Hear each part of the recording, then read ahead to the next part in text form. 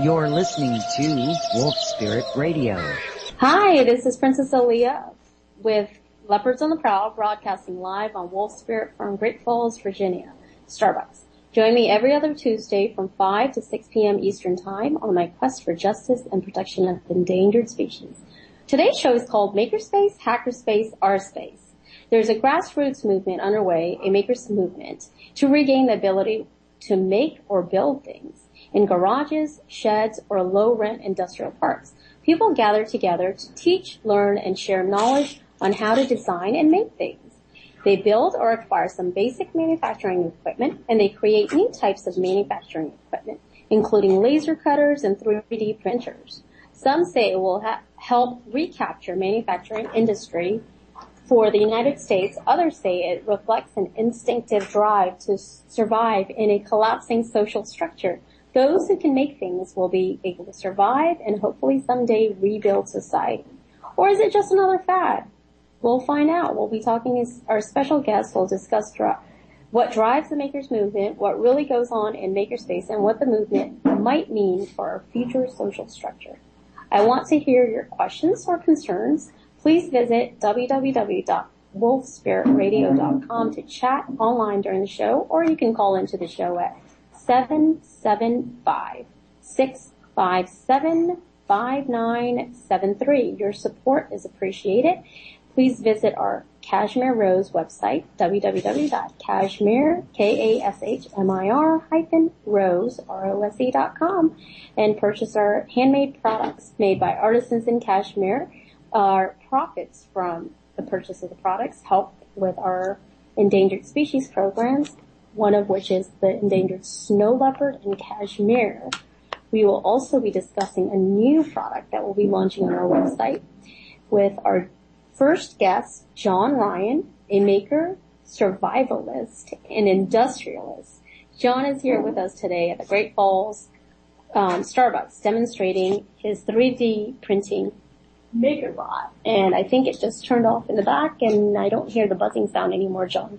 It was making a lot of noise from the radio broadcast, so we're having to suspend it for the moment. The reason for that is that Why don't you first start out by telling us a little bit about yourself, John? Okay.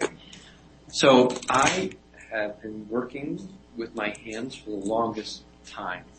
I was in grade school, took a little test to see what are you supposed to do with your life, and I put down furniture maker and nuclear physicist.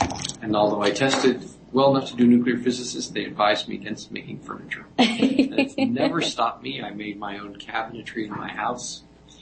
Really enjoyed making things all my life and very much a tinkerer.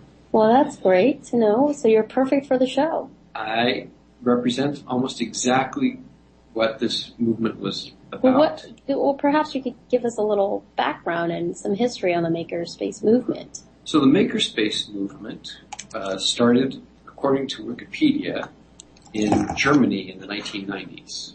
90s? Really? I don't know why I thought it was 2007. Or was that like a first?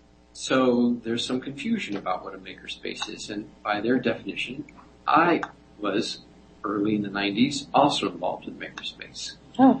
So our little group got together with our Apple IIes, and we made video games, and we had a little place that we could go, and we put together joystick controllers out of spare parts to make our video games work. Was it called Makerspace back then? It was absolutely not called Makerspace. It was just a garage. Oh, okay. And it was a group of kids.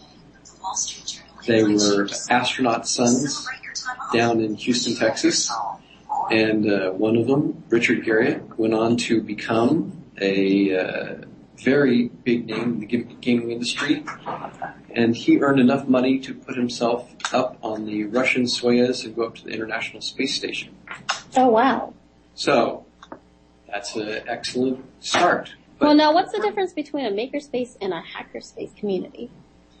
So hackers, in the old sense of the word, would take bits of technology, telephones, or motors, and they would try and hack them together into some sort of useful item. So it doesn't necessarily mean, oh, somebody hacked into my computer and stole something. No, but one of the first kind of hacker projects used to be things called a blue box, which was a way of making free phone calls from a telephone company. Oh, that was a form of hacking. So it crosses the line back and forth. Okay. But I like to think of myself as a white hat hacker. I've earned my living at several points being a white hat hacker, testing out people's computer networks for bugs, and all that sort of thing. How long have you been a hacker? Probably since 1989 or so. I've been working at this sort of stuff. So is that why your nickname is Sea Breathing Dragon? I can't tell you why I have nicknames. Anyway, I became very interested with making things because I was frustrated with the lack of ability to get things here in the United States. I wanted to make plastics and things, but the TSA has stepped in and said that you can't have certain sort of chemicals. Now, like toluene or whatever these different chemicals are. They're very easy to synthesize from a gallon of gasoline, so I don't exactly understand why we're not allowed to have them. But I wanted to make more complicated things. So the hackerspaces came about with a fusion of digital arts and physical objects. The nice thing about fusing those two things is you get very nice repeatability. If you go and you work on a lathe or a Bridgeport mill, a lot of skill is required to turn out the same piece time and time again. But if you go to a CAD/CAM system, you can produce anything that you like as many times as you like for a very low cost. So what that represents is the ability to take the computer revolution into the physical world. What we learned when the PC became very available to people in Apple IIe is people could turn out checkbook programs or spreadsheets, and they could automate things that took a lot of time to make before and created a whole new industry. When we combine that with the ability to program things that move in the physical world, I like to think of MakerBots as a type of robot. Mm-hmm.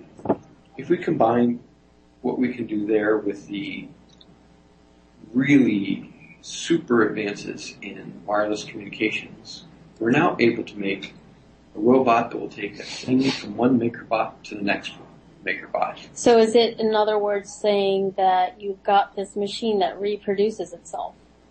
Yes. In fact, we are just starting to see on Thingiverse all the components that you need in order to make a 3D printer. But most of the 3D printers still rely on, I'll call them standard brick and mortar technology. So people will buy extruded aluminum pieces, they'll buy aluminum, they'll buy plywood, motors, screws, nuts, all that sort of thing, and then assemble a MakerBot.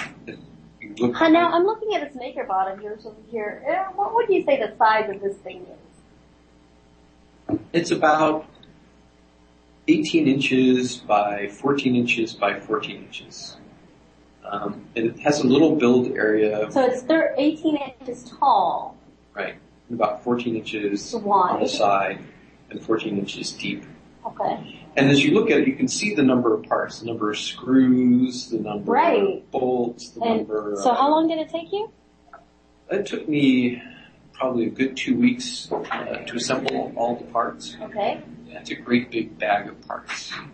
But if you think about it for a second, as you work through the problem, you could see that you could design it such that it would just snap together or fold together. Right. Instead of having all these parts. Now, how useful has this been for you?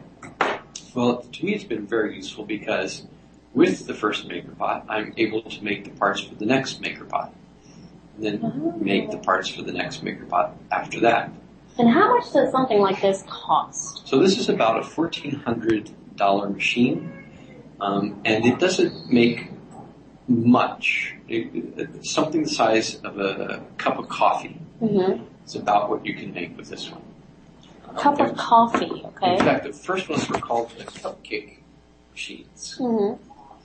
And those were very handy for making things about the size of a cupcake. Okay. And what practical things do you think would help people with a 3D printer so they have the freedom of not having to go out shopping to the mall? I hate going to the mall. Can't stand it. Everything is so standardized. So I know with something like this, you could definitely get creative, build stuff, but I also have learned that there's places out there that you could just download a file and send it for printing somewhere. That's right. So there was an equivalent revolution that happened in the United States 100 years ago where people went from place to place and they made machine shops. And they were journeyman machinists. Okay. So now, is that comparable to what would be in a makerspace currently? It would be a lot of the same sort of thing, and the same people, same type of people would be involved. So they would be networked, there would be entrepreneurs, they would be industrialists, and they would be finding new ways to make things that had been very expensive to make before. So chairs, for instance, by being able to turn out the dowels on a chair, they were able to make much cheaper Windsor chairs. Oh. And the British would say, well, that cheap, gaudy American stuff, sure, it works just fine, but who would want it? And here we have the same sort of thing happening again. Now, do you think this will help the future of the manufacturing business in the U.S.? Well, it's hard to say. I have a dream that what happens is these things will be able to be put into a small shed beside your house. Okay. In South Carolina, and you will be able to take your cotton product, combine it with boron to make boron carbonate, and then be able to produce boron carbonate is the fourth strongest substance known to man, and you'll be able to print out tennis rackets. Oh, wow. So out of your own land, you'll be able to grow the things that you need in order to make the products that you can sell on the internet. That will give people the ability to hold the means of production in their own hands. Oh, really? Okay. And so if people could get to the point of being able to produce their own goods, and it's not just goods like this, NASA has funded for $100,000 a project to print food. Print food? Right, and I worked Now, I remember watching like a Star Trek episode, or okay, I didn't watch the episode. I saw a little snippet of a Star Trek episode where the guy goes to this fancy machine, says, oh, I'd like a martini with some olives in it. Pushes a button, all of a sudden this laser projection appears of a martini glass, and then there's a filling of it, and then you add your little whatever you want to it. Do you think that's the future of 3D printing and laser printing? I can't see any reason that this wouldn't be possible. Mm-hmm. So in that case, very easy for us to print up some sort of martini glass. Okay. The plastics that we have today in the MakerBot are not really up to the task. Are we going to be able to print out things made of glass? Well, at some level we don't care because we can print out plastics that look a lot like glass, that sound a lot like glass, that have a lot of those properties, but which will have other useful properties used in the printing process. Okay. Then to make the alcohol, if you had some sort of algae, you would shred or crush the algae and make the sugars in the algae available to the yeast. Yeast would then produce the alcohol. So all in one. It, all in one. There's no real reason that something like that can't be done. So you don't have to go to the store to purchase alcohol. You have to go. So does that mean just grow a vat of algae for basic complex polymers? So that means that takes away from the age limit of drinking. Yes, it could. But Not that under 21-year-olds can't get alcohol currently, but do you think they'll make it more accessible to them? And if it is more accessible, do you think that's a good thing or a bad thing? 14-year-olds can grow potatoes and turn out vodka if they please, as it stands. All right, and I think that people will have secret family recipes that will produce those sorts of things. I knew someone who would make alcohol from the old country. Oh, and he would go to local restaurants and say, here is my Grenache or whatever it is that he had, and I'm not allowed to sell it to you, but here it is. And that family never had to pay for a meal out. Wow. And he would take that down to the local feed store, and he wouldn't have to pay for his seed crop, and so on. So there could be a whole new industry. We can print houses. If we can print our own houses and print our own foods, now why let me do we ask need you to what. Participate But it almost sounds like we can do all of this stuff, but how many people even currently creative enough to make something or want to make something and build something? You know, the numbers are surprisingly large. There are a lot of people who have become disenchanted with the current work structure, meaning they can't find jobs. And people have a tremendous desire to make things with their own hands.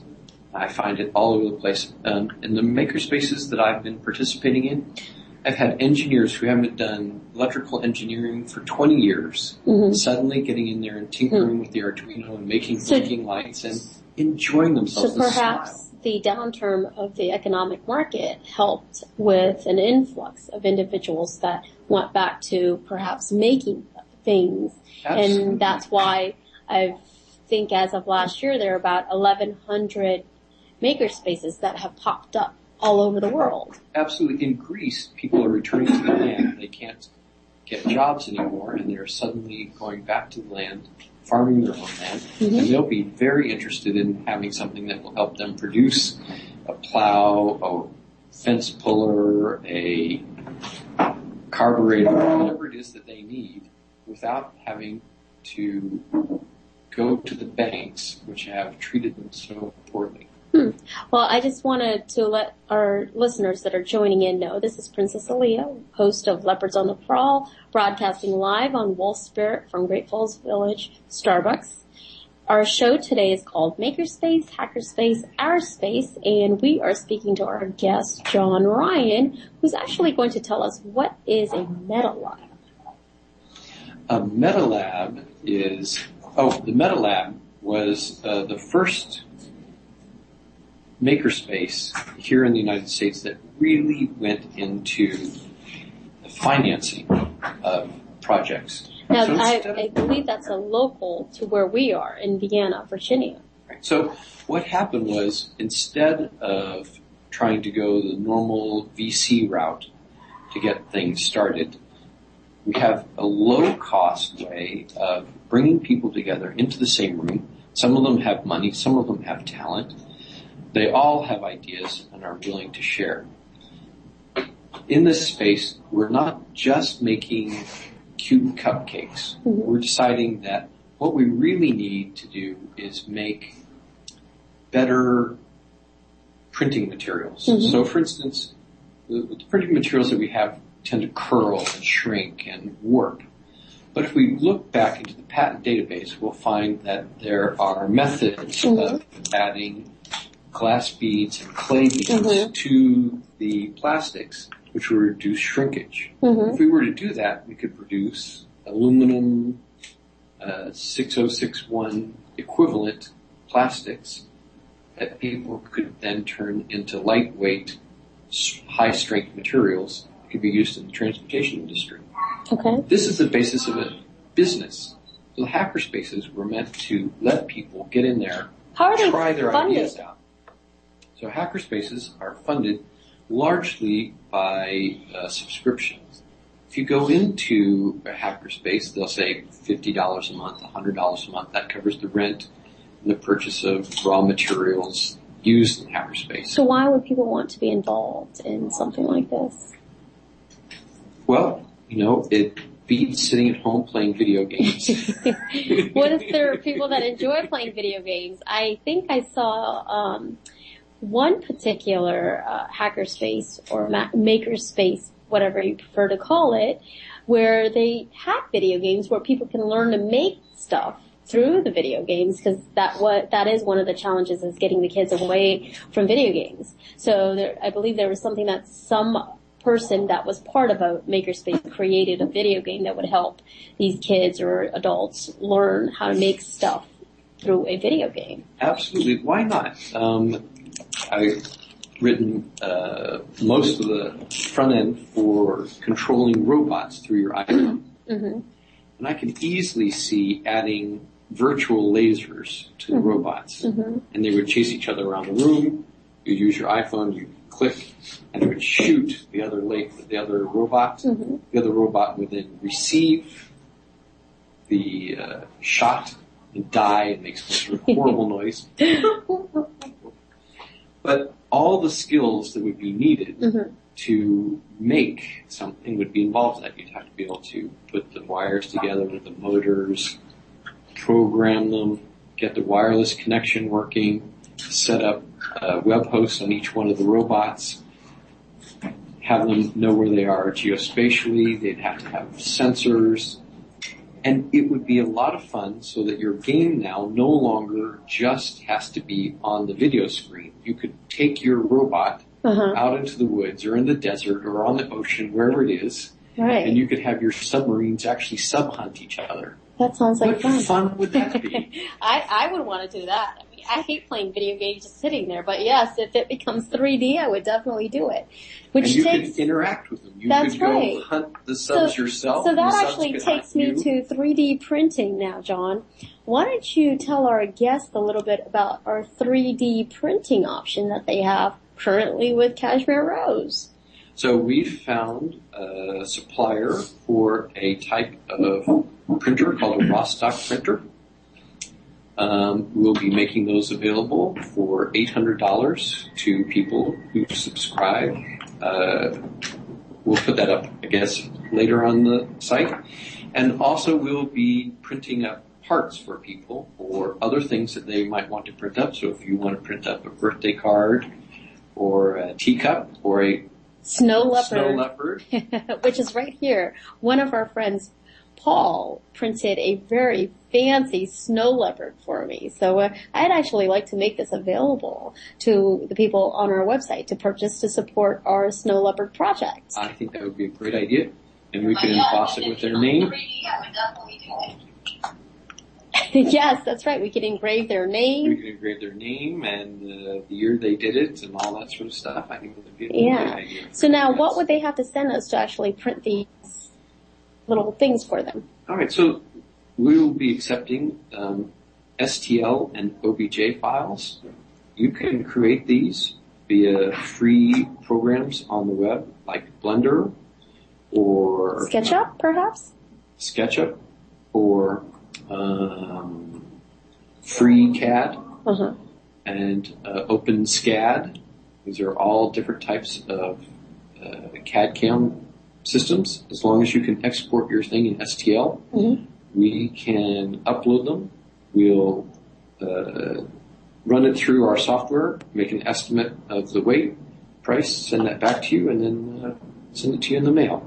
Yes, that sounds like a fantastic idea. Now, can you tell our guests what's the largest size we'd be initially making, and what type of material would we initially start out printing with? So we're going to be printing in 3 types of plastic.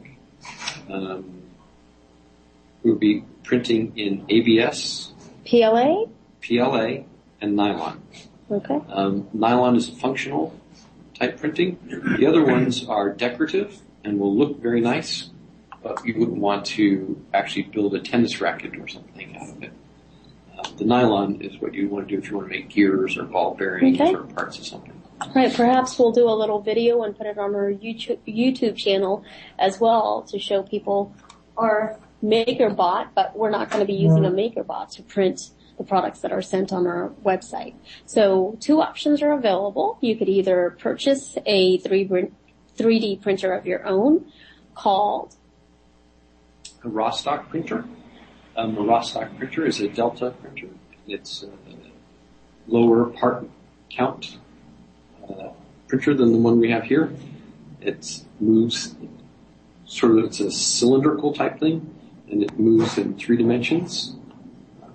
Very fancy. Enjoy watching those. I'm looking forward to getting one of those for myself.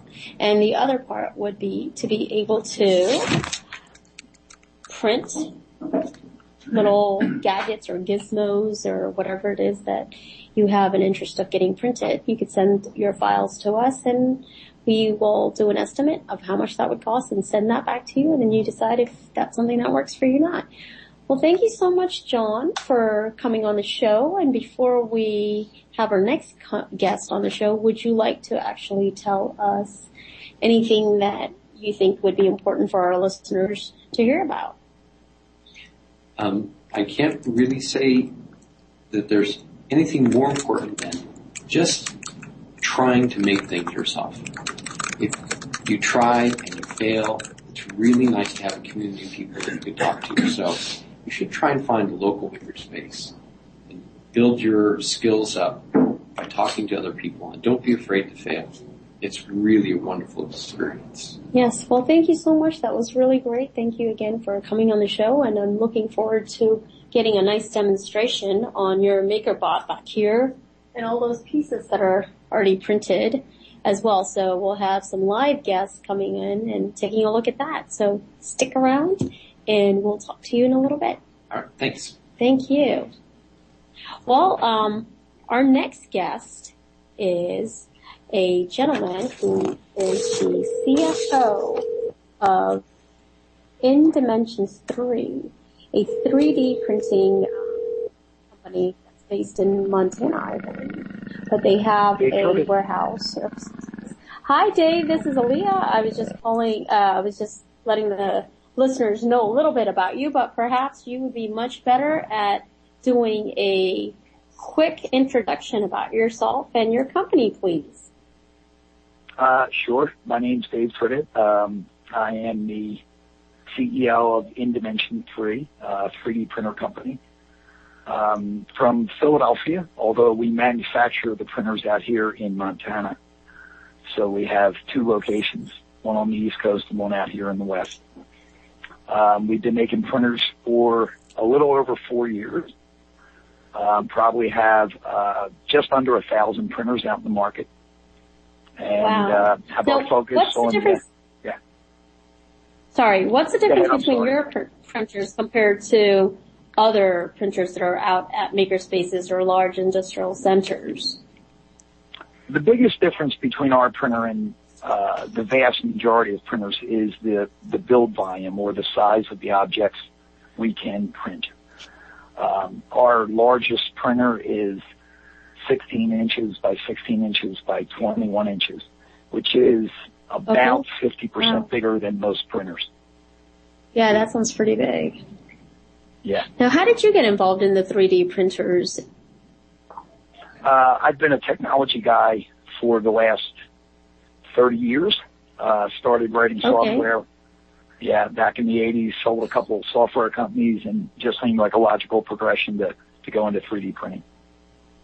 Oh, interesting. So why did you focus on large volume printers?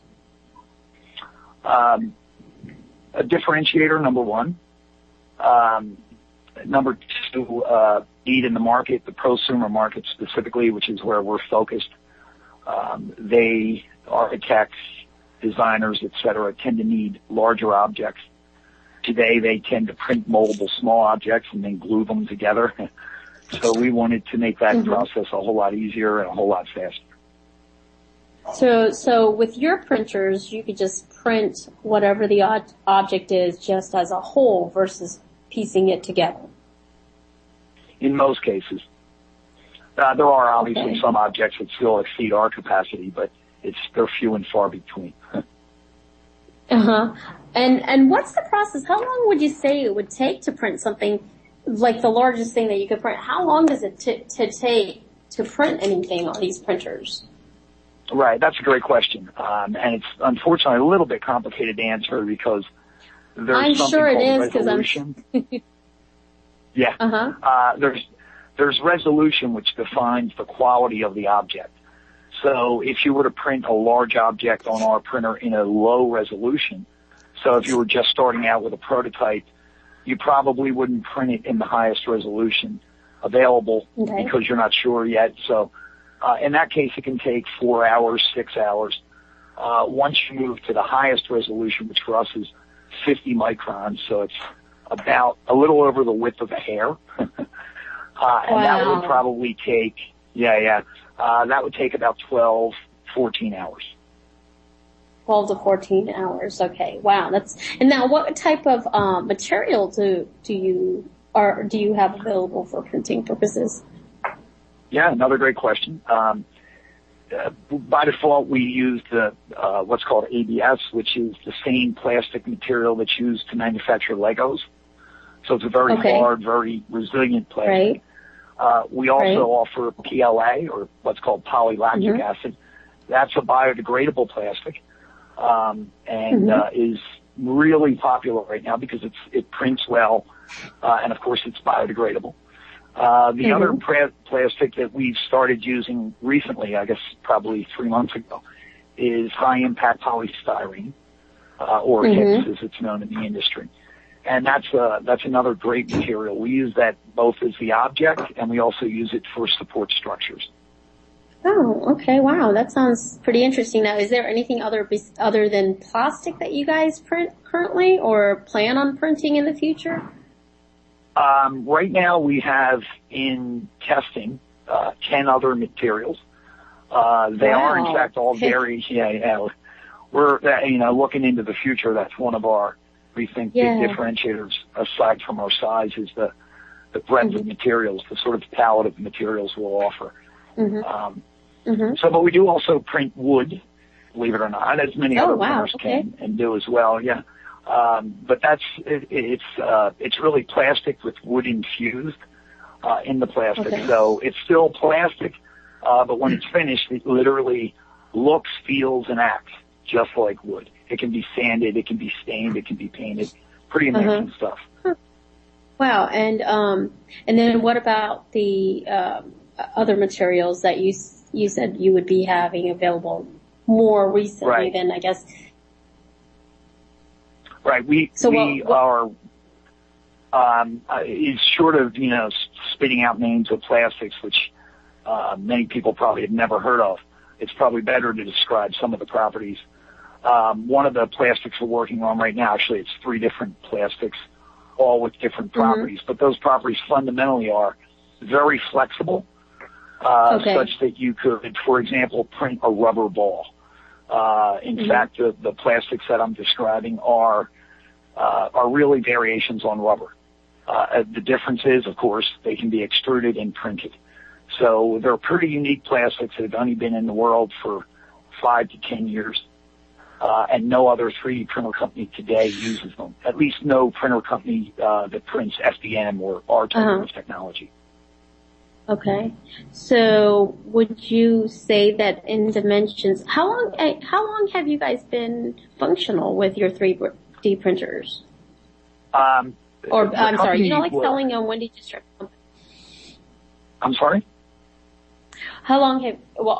When did you start this company, and how long has the 3D print, how long has your company been selling 3D printers? The company was originally named The Future is 3D. That company was started in 2009 and started releasing printers in, I think, June of 2009. So we've been producing printers for, a little over 4 years. We being an investment firm back in Philadelphia, acquired the company in early April and renamed it to InDimension 3. So for me, it's been about, go ahead.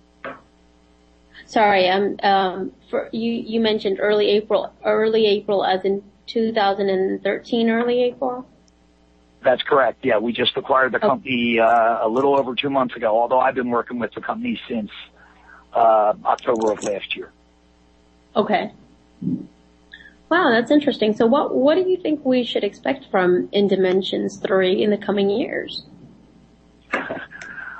bigger printers, faster printers. Okay. Yeah, right. And the most important thing to us right now is not size, because we think, we have a really large printer now. So our focus for this year is materials. Uh-huh. Our intention is to come out with between 16 and 20 new materials over the course of the next 12 months. And we'll start releasing those over the next 30 days, and then we'll release 2 to 4 materials a month for the next 12 months. Yeah, pretty aggressive. That's pretty, very aggressive and pretty impressive as well.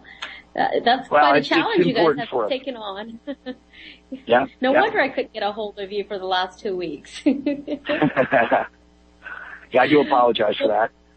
No problem. I mean, I understand you guys are pretty busy over there, and I appreciate you taking the time out and coming on my show and talking about your company and what you guys do. And if anybody's interested, how can they get more information about you or where you guys are located, or how can they find you to purchase your products or see what products you have available?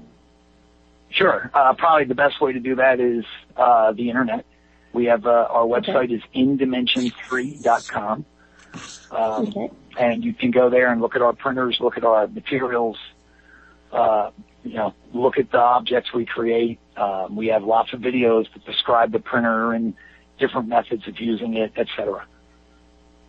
Okay. Well, that's fantastic. Well, I appreciate your time today and sharing all this information about 3D printing. Now, one last question for you. What do you think the future of 3D printing is? I know you mentioned you guys are looking at making bigger printers. Now, when I'm thinking bigger, it almost clashes with the technology. So you're thinking about these big phones originally when they started, and then they became smaller and smaller and smaller and itty bitty. Now people want the smallest of the smallest phone. Now, how do you think that's going to play into the computer, into the 3D printers as in bigger sizes? Do you think that's going to be initially the first thing is to get bigger and then move towards something smaller or something more creative? How do you think that's going to take?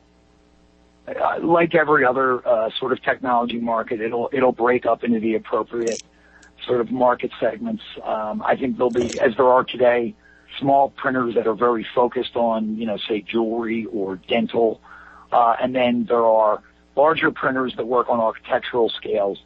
We are, our plan is to stay in the larger end of the arena. We think it's a bigger market and has a lot more need, and so that'll be our focus for at least the next couple of years.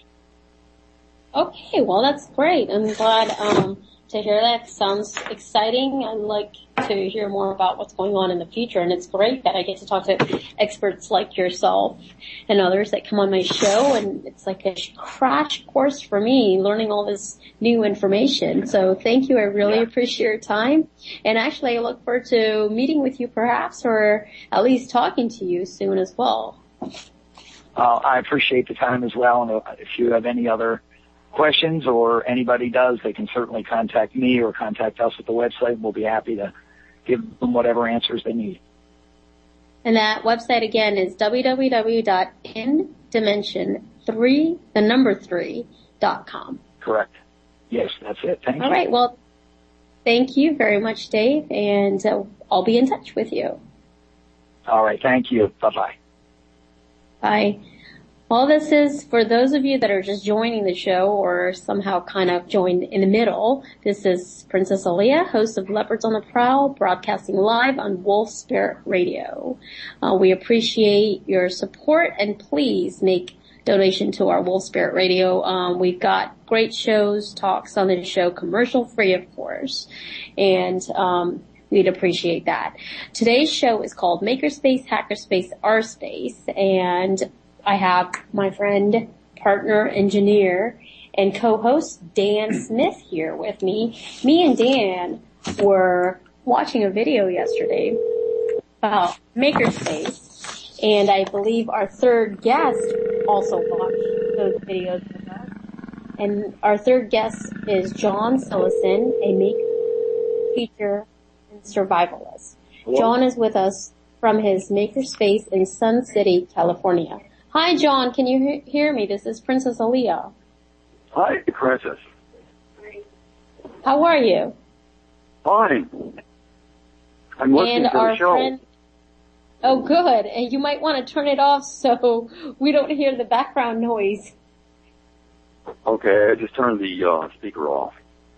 Okay, thanks. You're live on the show now, and we also have our friend Dan over here as well. Now, all three of us watched this video yesterday on a hackerspace and kind of like the beginning of it. What did you think, Dan? Well, it was quite the salesperson whose name is, of course, escaping me. Mitch Altman, I believe. All right. And he was at the TEDx conference, I think it was in Brussels. In Brussels, yes.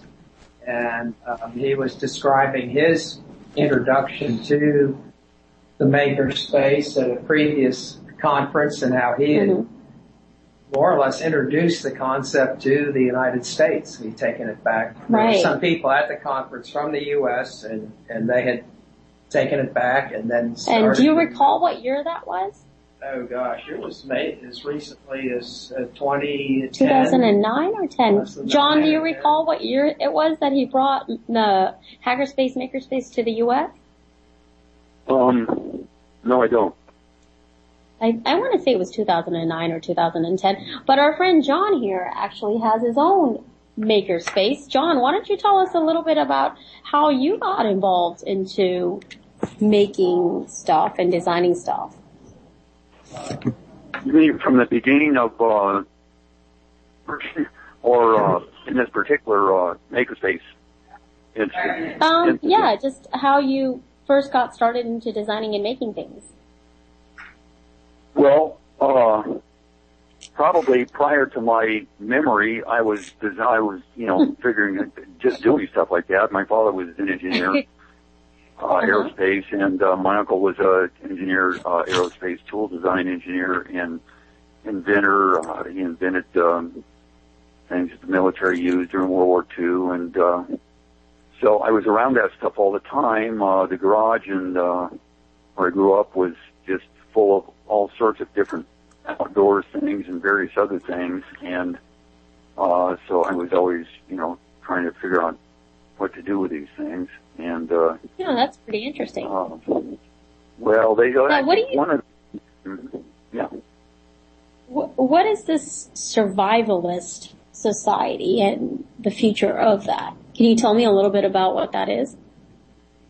Well, I think that for decades now, many people throughout the world are aware that there are a lot of potential calamities that could occur, and put civilization back on a survival or very primordial basis.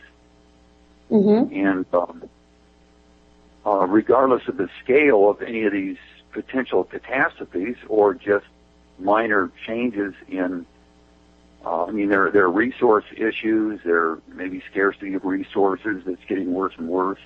The scarcities as the global population develops. And so what are people going to do and how are they going to do it? The basic elements are water, food, and shelter. Everything else, I think, builds from those things. And news is full of people worrying about water, worrying about food. And so do you think that a makerspace environment in a community, in every community perhaps, would actually help people learn basic survival skills? Well, I think that would be excellent. I think that's what the previous guest, John Ryan, was talking about. I thought he presented an amazingly clear vision of all this sort of thing. And you would, if there were a big civilizational or some kind of meltdown, what are you going to do? How are you going to, without communications, without transportation? How are communities going to survive? Well, they're each going to have to become self-sufficient. And how do you, it's just, in order to do that, you have to be able to get the water, you have to be able to get the food, you have to be able to, all that requires some kind of How do you, tool Dan, for machines or what? so do you think Dan would be able to do that if we ended up in a collapsed society? Dan, are you prepared for that?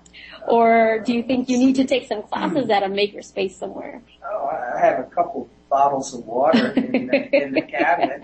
How about wine? I have some wine too. Yeah. Okay. I have a start. Well, you have to make Okay, glass that's a for the start. bottles. Oh, I have to make my own glass bottles. Well, John Ryan, our first guest, was talking about that and how you can make your own martini.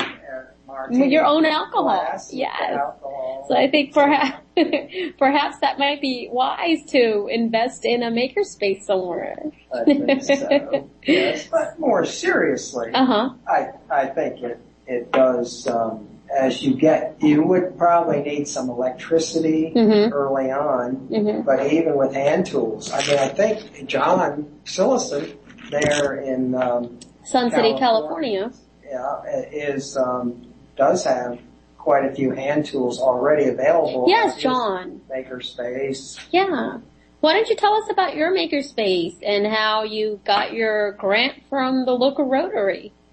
Well, the grant thing is on the skids right now, but I just talked to the local Rotary, and evidently I think what it is, because last week I got an email saying, yeah, let's go ahead with it, and today over the phone it was like, so tell us, no, we got why don't you tell us about your garage and the makerspace you have in your garage and what's available for people to come and explore? It's a half a garage space. You can easily have at least a couple of people working on their individual projects at a time, or you can have team projects with several, 2 or 3 times that many people. I also have one other room for some activities, and I have a large covered area for larger equipment that can be used at what kind of equipment? What kind of equipment do you have at your makerspace? I have a lot of hand tools, mostly mechanical things, but a fair amount for the types of things you have when you're dealing with wood or any kinds of construction materials. Carpentry? Yeah, carpentry, that kind of construction, carpentry. Well, that's great. That's always handy. What's that? And that's very handy. I mean, there's always things that break around the house, and that would give people in your area some place to go and work on. Yeah, I have soldering things. You can. I have enough tools and equipment to make pretty much any kind of a prototype. There are some basic things I don't have. Friends have them, or they're not very expensive. But I've done a lot of stuff with a minimal amount of types of tools. There's a lot of jury rigging you can do. You have to sometimes make your own tools. Now, what did you think about the guy who is making, I guess, a magazine, printing magazines and the bottom part of an AR-15 gun? Yeah, that's kind of neat. They're talking about the repetitive use of magazines in those firearms. I don't know that you have to reuse a cheap plastic magazine. Well, one time do, you just toss it and use another one. And, of course, you want to toss it in a recycling bin. But, well, but what do you think about out people? A whole lot of other things. Well, it's, I don't. Like locally, how do you think that would affect us if we were able to locally have a printer in your house and you could just download a file that would give you access to printing your own gun? Well, I don't, people making guns out of steel is easy for machinists. The only advantage of plastic is that it can't be detected by a metal detector. They're very lightweight compared to the disadvantage is I guess the other big biggest issue would be how would you regulate something like that if people are printing their own guns? Well, I don't know that they need to Dan, regulate yeah. all that stuff. I mean, here's the thing. I think it's political hype, totally, purely, because criminals don't pay attention to that sort of thing. I've seen photos spread from the local sheriff's department that shows weapons catches that they've done when they bust the big meth rings and things like that. And they have belt-fed machine guns, they have rocket launchers, they have all kind of military stuff. I mean, these gun-grabbing laws aren't going to have zero effect on criminal gangs and criminal cartels and individual criminals to obtain firearms. It's just. But what do you think, Dan? I think Dan was gonna. Well, I think there was just a week or two ago, the FBI did step in and close down someone who was providing the 3D printing files, the STL files Right. for printing a gun, and they came in and closed. Yes, and I closed think it down. actually you're right. This is the same guy. Cody something is his name. He's out of Texas, and he's the Cody one Wilson. that started printing. Yes, Cody Will. He's actually pretty popular. He's got a lot of he's gotten a lot of attention by printing these guns. But yeah, so they did. You're right. They closed that down, and I believe he set up a new website, which I can't recall what it's called, but I will have to check it out, which is pretty interesting to me. But it's just interesting how you can use technology for good or bad as well. I'm not saying that what he's doing is bad. I think it's great that he was creative enough to offer something new. But at the same time, if people have access to a 3D printer, are there pros and cons to it, just like anything else that's out there? Dan, what do you think? Yes, well, it does present challenges to law enforcement on how to deal with this, but this is the way the world is going. We need there are limits to what law enforcement can do. After that point, then you have to appeal to people's own better selves, better judgment too. So, in a way, wasn't the hackerspace, makerspace movement created to actually give people the freedom to learn and develop things and kind of be more self-sufficient as well? Yeah. Well, yes. I mean, that is the upside generally, that we can locally now be more self-reliant, but also we can cooperate, combining the local physical manufacturing with the global internet.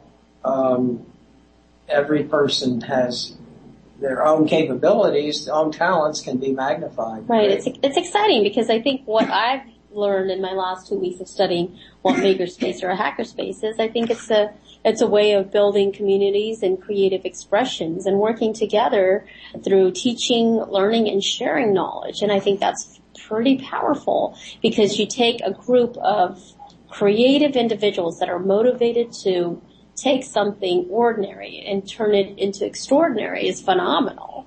And I really think that that's what this is about. But at the same time, do you think this will help our manufacturing industry in the U.S.? What do you think about that? Oh, yes, I think so. It's a specialty manufacturing, real-time specialty custom manufacturing is the way that all industries are going. Right. And this will level the playing field between the larger corporations and the smaller communities. Right.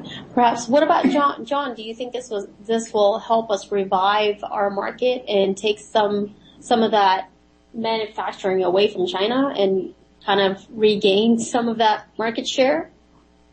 Yes, I think it's a brilliant stroke and a genius,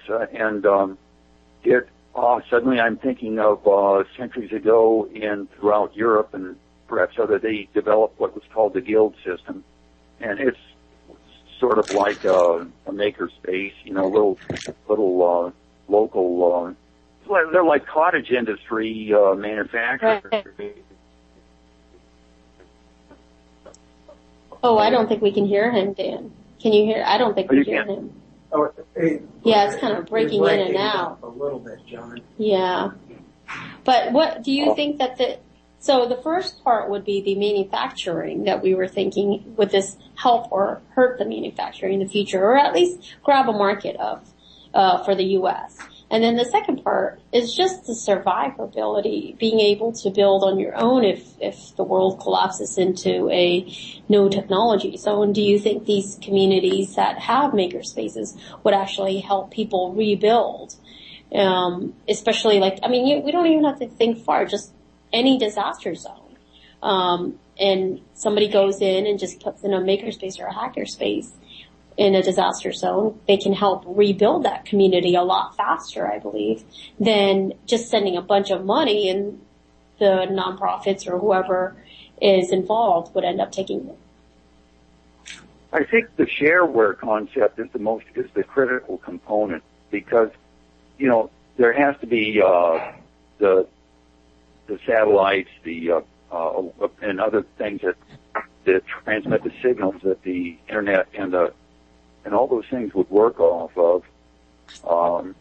But of course, if somebody already had a set of programs that they didn't need to download anymore, they could make things that way.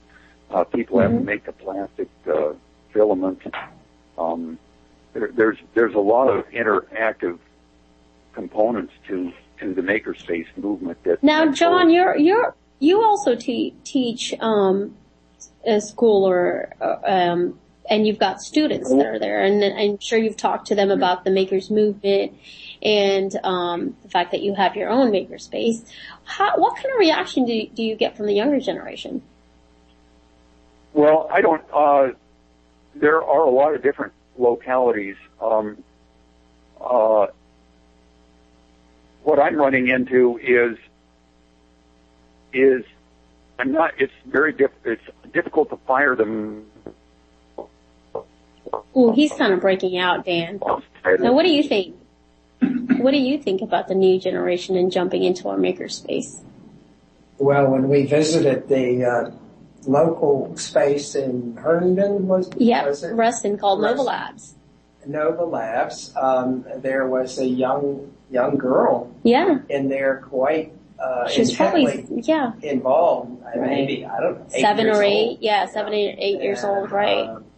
That's a great age range and a great range of talents, and this is what you get all this, expertise and creativity together in one place. I mean, I think it's phenomenal. I mean, getting your kids out to a makerspace, find a local makerspace or a hackerspace, take your kids out there and let them play with the tools, because they're pretty open to the general public. The makerspace that we went to in Herndon, they have open hours to the general public. You don't have to be a member to attend those hours. You take your projects with you. You use their machines, you use their electronics, you work with people that are there, and they'd be happy to let you build whatever it is that you're trying to and help you as well. And then you can go ahead and bring your products back, or your unfinished project back. But if you want to become a member, then I'm sure most makerspaces have space for the members to keep their projects at as well. But I find it fantastic that they offer free classes, and it's not just 3D printing.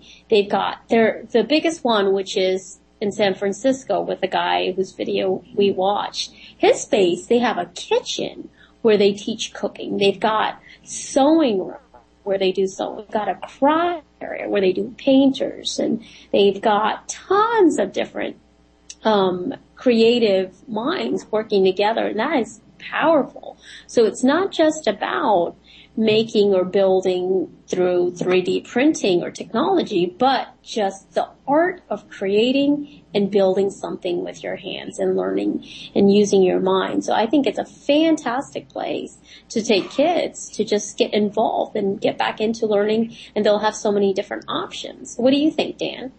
Yes, I think we have gotten away from this, and as it used to be, people would start up their companies in their garages. Well, it's pointed out that a lot of people don't have garages these days. They'd be living in apartments. Right, especially if you're in the city. and in the city. So this is kind of a communal garage Absolutely. where people can go to share.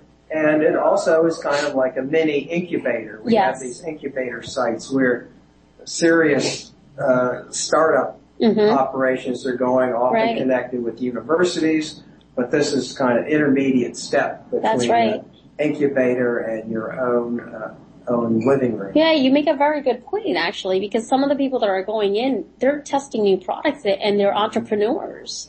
And I think one of the girls from MIT, she's very young. She was on Wired as the first female features ever. She started a makerspace, which is doing phenomenal as well. And I cannot recall her name because it's just and at the Reston Nova Labs where we were, there was a person who did have his own company going. He was putting together circuit boards, right? Yeah. For I forget what the thing was. It's just wholesaling. I believe he was sort of letting him rent space adjoining to the maker space, and so it was already. So this is a very great option for people to do low cost production testing, perhaps, before they launch any of their products. And especially if the makerspace has a lot of different options besides technology as well, where people can come in and do other things. And actually, Dan and I are considering opening our own makerspace because I just love the idea of creating and making, learning and sharing, because that's what Wolf Spirit is about. That's what Leopards on the Prowl is about. And actually, that's what my nonprofit organization is about, where we sell handmade products on Cashmere Rose. It's all about creativity and bringing it back to actually making things than just going and buying stuff off the shelf that's been mass produced. So Dan, what do you say to that? Well, I think I've seen your products that are being imported from people in their own homes. It's kind of a cottage industry. Absolutely. In Kashmir, 150 families. Yes, that's right. We're supporting. Are contributing to then can be sold at the craft fairs. That's right. And online store. And your online store as well. So which takes me to, we actually got our snow leopard scarves in this week. Oh God. So they are up for sale. Yes, I'm actually wearing my snow leopard scarf today. Yes, it's 100% silk and it says www. Protect Snow Leopards, and it's a beautiful, beautiful snow leopard in the mountains of Kashmir. Look at this. What do you think about that? You see that? Printed, this is actually digitally printed. Oh, was it really? Yeah, this is a digital printed on silk. Oh gosh. Yes, and it's got our website on that, www.protectsnowleopards.org. .org, yeah. So these are available. So John, I think you're back. We heard you coughing. You're back. Oh, you're yeah. Back. So tell us, what kind of response are you getting from the students that you teach on the makerspace? Well, it's still in the startup stage, so my comments regarding students aren't directly. They're direct. It has to do with my, probing or exploring of people's attitudes in the neighborhood and schools where I find myself frequently. And it's like any creative enterprise. There's enthusiasm, and a lot of times the enthusiasm can be hidden because enthusiasm and creativity has to be protected. Right. And so I'm kind of at that point of I think we're losing him again, Dan. I can't really hear him. Can you hear him? We're losing you again, John. All right, so Dan. Now, what did you learn from today's show about makerspace and hackerspace and the future of makerspace? Well, I've been very impressed the last couple of weeks while we've been investigating this business. It's It is how quickly it has arisen, and a lot of it is due to the new technology and that people can share these ideas. Mm-hmm. And now it's all over the world. I don't know how many countries, I think it's 30 or 40 countries that now, just in the last... Yeah, I believe it was it's over 1,100 maker hacker spaces all over the world as well. Yes. And I'm sure by now there's a little bit more than that, because I think those numbers are from November 2012. So, yeah. Well, I wanted to thank our listeners, and this is once again Princess Aliyah, host of Leopards on the Prowl, broadcasting live on Wolf Spirit Radio from the Great Falls Village Starbucks. Join me every other Tuesday from 5 to 6 p.m. on my for justice and protection of endangered species. Today's show was called Makerspace, Hackerspace, Space.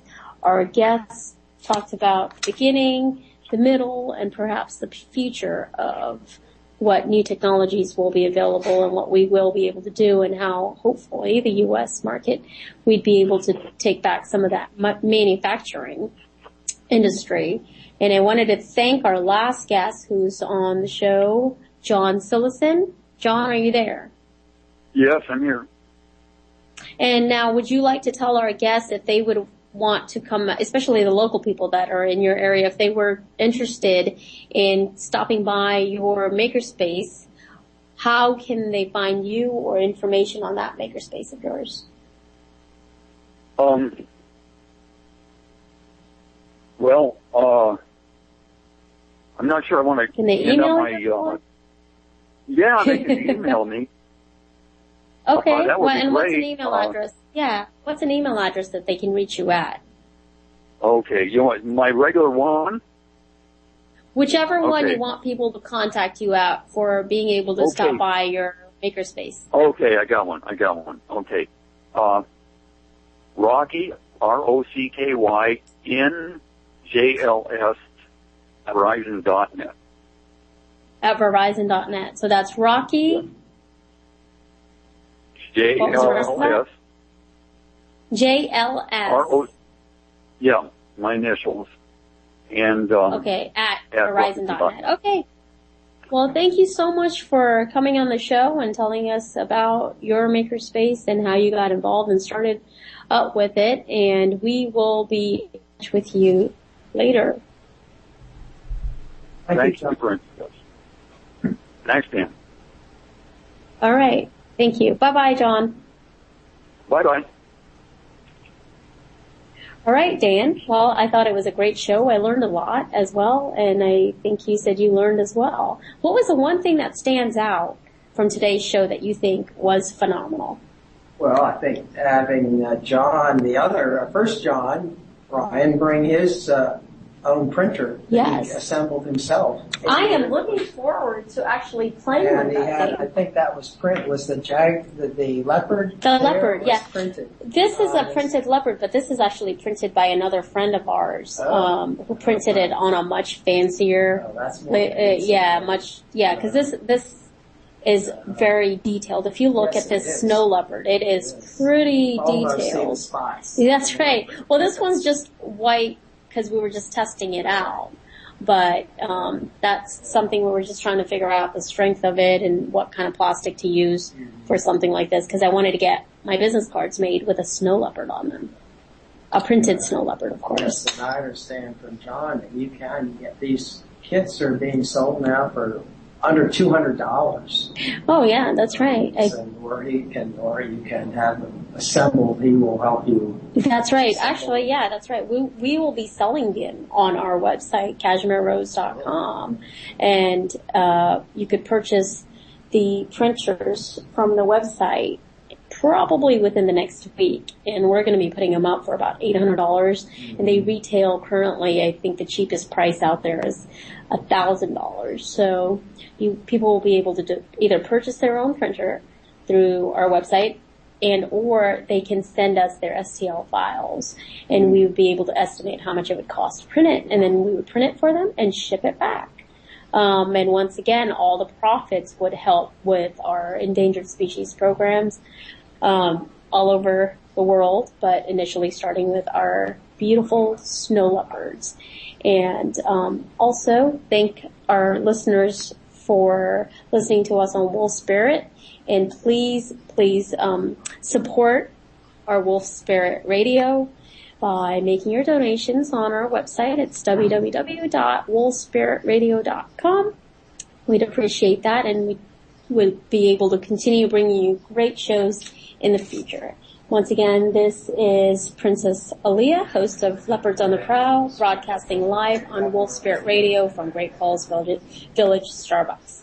And we'll see you next in 2 weeks, 5 p.m. Eastern Time, and we'll let you know what that next show will be. Thank you again for listening, and it was nice to hear from our guests as well. Thank you very much. And thanks, Dave, for producing the show.